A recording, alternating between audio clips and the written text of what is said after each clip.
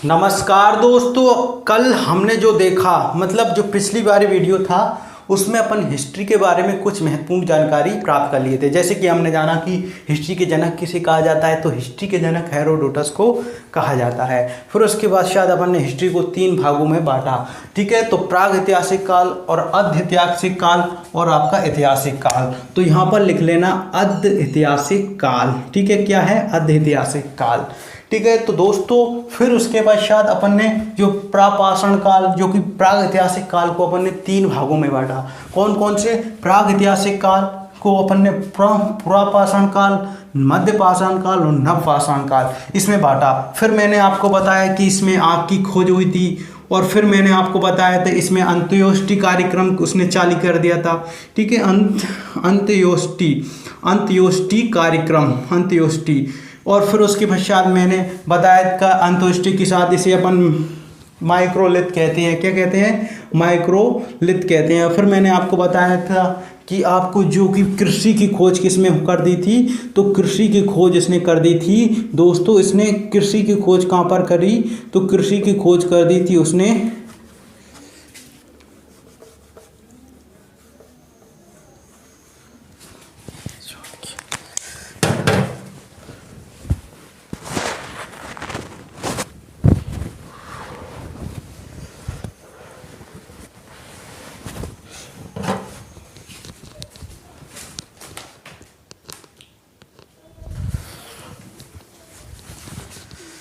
नमस्कार दोस्तों, अभी तक हमने बात की थी जो हिस्ट्री की कुछ महत्वपूर्ण तथ्य अपन ने बात कर लिए थे।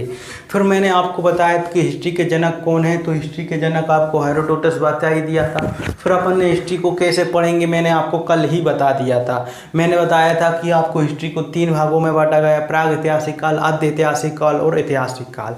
फिर उसके पश्चात मैंने बताया आपको पुरापाषाण काल और मध्य पाषाण काल और नवपाषाण काल। ये किसके हिस्सा हैं? तो प्राग ऐतिहासिक काल के हिस्सा है। और इसमें दोस्तों मैंने आपको बताया कि जो कि हमारा जो कि मानव की प्रारंभ में कहाँ पर आया, तो अफ्रीका महाद्वीप में आया। और सबसे ज़्यादा कहाँ पर उसने समय बिताया, तो सबसे ज़्यादा समय मनुष्य ने कहाँ पर बिताया था, तो वो बताया था आपका प्राग ऐतिहासिक काल में। तो मैंने आपको ये भी बताया था कितने समय बिताया था, लगभग 25 लाख साल तक इसने समय कहाँ पर बिताया? प्राग ऐतिहासिक काल में बताया। फिर उसके बाद अपन ने दोस्तों ये सब अपन ने कर लिया था। और मैंने आपको इसमें बताया था कि इसमें आग की खोज कर ली थी और इसमें मध्य पाषाण काल में उसने फिर पशु को पालना प्रारंभ कर दिया था, लेकिन पूर्ण रूप से पालना उसने किया किसमें किया था, तो नवपाषाण काल में कर लिया था। इतना कुछ मैंने आपको बताया था। और मैंने आपको बताया था जो कृषि उसने की सबसे पहले कहाँ पर की, जो कृषि है, जो कृषि दोस्तों आपको ध्यान रखना है, जो कृषि है उसने कहाँ पर प्रारंभ कर दी, तो कृषि उसने मेहर, ठीक है, कहाँ पर? मेहरगढ़। ठीक है, मेहरगढ़ में उसने कृषि प्रारंभ कर दी थी। और मेहरगढ़ में वो कहाँ पर है, तो यहाँ पर है जी मेहरगढ़, जो आपको पाकिस्तान दिखाई दे रहा है। ठीक है, तो पाकिस्तान में कीरथर और सलेनमा पहाड़ी के बीच जो कि फ्रेंड इसने क्या कर दी थी, तो इसने क्या कर दिया था दोस्तों, खेती प्रारंभ कर दी थी मेहरगढ़ में, वो भी किसकी? गेहूं की। और साथ ही में आपको सबसे पहले ध्यान रखना है जौ और गेहूं की सर्वप्रथम खेती हुई थी। तो जौ कहाँ पर बोए गए थे, तो जौ बोए गए थे आपके ईरान में। कहाँ पर? ईरान में। तो जौ आपको ध्यान रखना है, ईरान में आपके जौ बोए गए थे। तो ईरान का पहले नाम था फारस। ठीक है, तो फारस उसका पहले नाम था, लेकिन वर्तमान में इसका नाम क्या कर दिया है दोस्तों? ईरान कर दिया गया है। फिर उसके बाद अपन ने आपको ध्यान रखना है इसकी जो खोज हुई थी इस कृषि की, मेहरगढ़ वाली कृषि की, लगभग माना जाता है कि 7000, कितना? 7000 ईसा पूर्व में इसकी खोज हुई थी। ठीक है, 7000 ईसा पूर्व में इसकी खोज हुई थी। या फ्रेंड ईसा पूर्व के साथ आपको BC लिखना है। ठीक है, तो BC का मतलब, ठीक है जी, 7000 ईसा पूर्व इसकी खोज हुई। लेकिन दोस्तों अभी वर्तमान में खोजों के अनुसार पता चला है कि इससे भी पहले जो खेती हुई थी वो हमारे कहाँ पर हुई थी? भारत में हुई थी। वो भी कहाँ पर? उत्तर प्रदेश में। और उत्तर प्रदेश में किस स्थान पे? तो उत्तर प्रदेश के लहुरा देव। कहाँ पर? लहुरा देव। लहुरा देव में ये आपकी खेती, ठीक है, लहुरा देव आपको ध्यान रखना है, लहू लहुरा देव में ये खेती प्रारंभ हो चुकी थी। फिर उसके पश्चात सबसे पहले कितनी इसे बताया गया है दोस्तों, अभी वर्तमान में इसकी खोज हुई है 8000 ईसा पूर्व में इसकी खोज हुई, ठीक है। और यहाँ पर कौन सी खेती हुई, चावल की खेती मानी जाती है। और आपको पता है कि इसके साथ ही अपन जानते हैं जो कि कोल्डिवा, क्या है, कोल्डिवा, ठीक है। कोल्डिवा में फ्रेंड दोस्तों कि इसमें भी चावल की खोजी, ये भी कहाँ पर है, उत्तर प्रदेश में है, ठीक है। कहाँ पर है, उत्तर प्रदेश में है।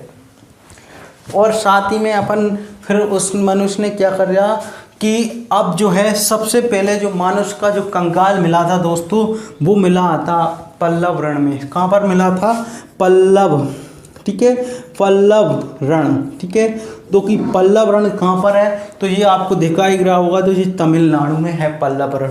और इसमें सर्वप्रथम कंकाल मिला था मानव का, वो भी खोपड़ी मिली थी, ठीक है। और इसके साक्ष्य मिले। फिर उसके पश्चात दोस्तों मध्य प्रदेश के आदमगढ़ में जो कि मनुष्य जो है इसमें कैसा मिला, कुत्ते के साथ कैसा मिला, गड़ा हुआ, जहाँ पर आदमगढ़, ठीक है। तो आदमगढ़ भी आपको ध्यान रखना है, ठीक है। तो इसमें मनुष्य मिले थे, इसके कंकाल मिले थे नर्मदा नदी के किनारे, ठीक है। और साथ ही में मध्य प्रदेश में एक और स्थान है जिसका नाम है भीमबेटका, ठीक है। भीमबेटका जो कि फ्रेंड कहाँ पर है, रायसेन जिला है, ठीक है। रायसेन क्या है, जिला है एमपी में, ठीक है। इसमें उसने किसकी खोज कर ली थी, तो इसमें फ्रेंड वो सेल चित्र करता था, यानी पत्थरों पर चित्रित बनाता था। इससे यह जानकारी प्राप्त करती है कि उसकी जो कला थी, मतलब उसके चित्रकारी में कला, मतलब पहले ही मतलब वो रुचि रखता था मनुष्य, ठीक है। तो उसने कैसे चित्र बनाए होंगे, तो चित्र आपको ध्यान रखना, शिकार खेलते हुए मानव,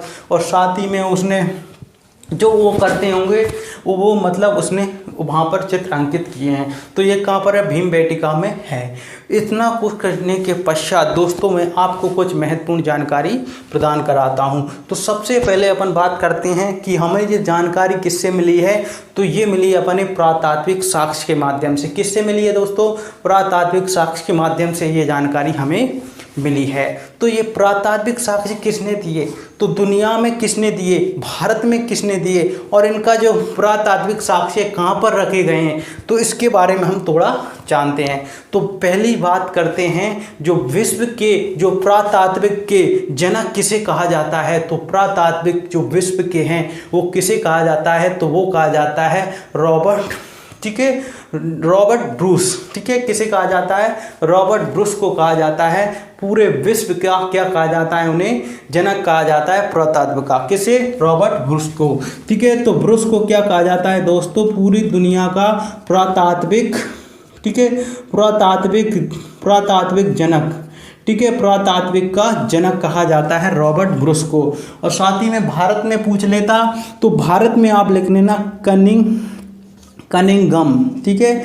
कनिंघम को भारत में पुरातात्विक का जनक कहा जाता है, कनिंघम को। ये आपको ध्यान रखना है, ये तो मोस्ट इम्पोर्टेंट है, ठीक है। तो कनिंघम को क्या कहा जाता है भारत में, ठीक है, भारत में इसे पुरातात्विक साक्ष्य का जनक कहा जाता है, ठीक है। तो अपन बात करनी अब जिन पुरातात्विक साक्ष्य को इन्होंने खोज की है, तो फ्रेंड इन्होंने रखा भी तो कहाँ हुआ, तो रखा गया है सर्वप्रथम कोपेनहेगन, ठीक है। कहाँ पर, कोपेनहेगन, जो कि फ्रेंड डेनमार्क की राजधानी, किसकी, डेनमार्क की राजधानी, डेनमार्क, ठीक है, डेनमार्क की राजधानी है कोपेनहेगन। और यहीं पर है मानव संग्रहालय, विश्व का मानव संग्रहालय कोपेनहेगन, डेनमार्क में।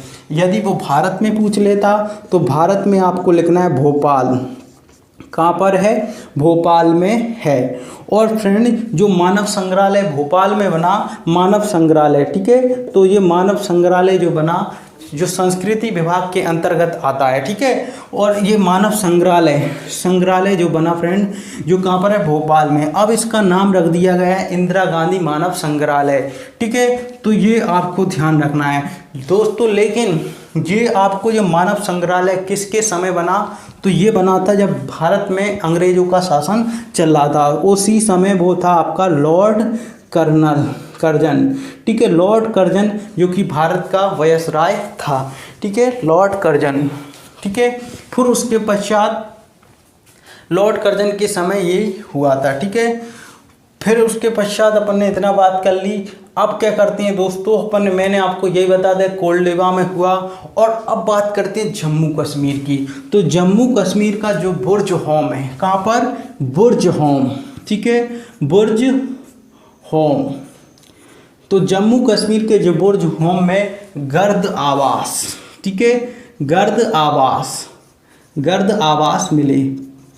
तो जम्मू कश्मीर में गर्द आवास मिले। गर्द आवास मतलब आपने देखा ही होगा, जो कुत्ता होता है ज़मीन खोदता है, ठीक है, ज़मीन खोदता है और ऐसे ही वो उसमें रहने लगता है। इसी प्रकार मनुष्य, पहले इतने साधन नहीं थे, ठंड पड़ती है तो ठंड से बचने के लिए वो ज़मीन में क्या करता था, गड्ढा खोदता था और उसी के अंदर रहता था। और इसी प्रकार के गर्द आवास मिले हैं, ठीक है। तो इसमें आपको बुर्ज होम जम्मू कश्मीर में मिले हैं।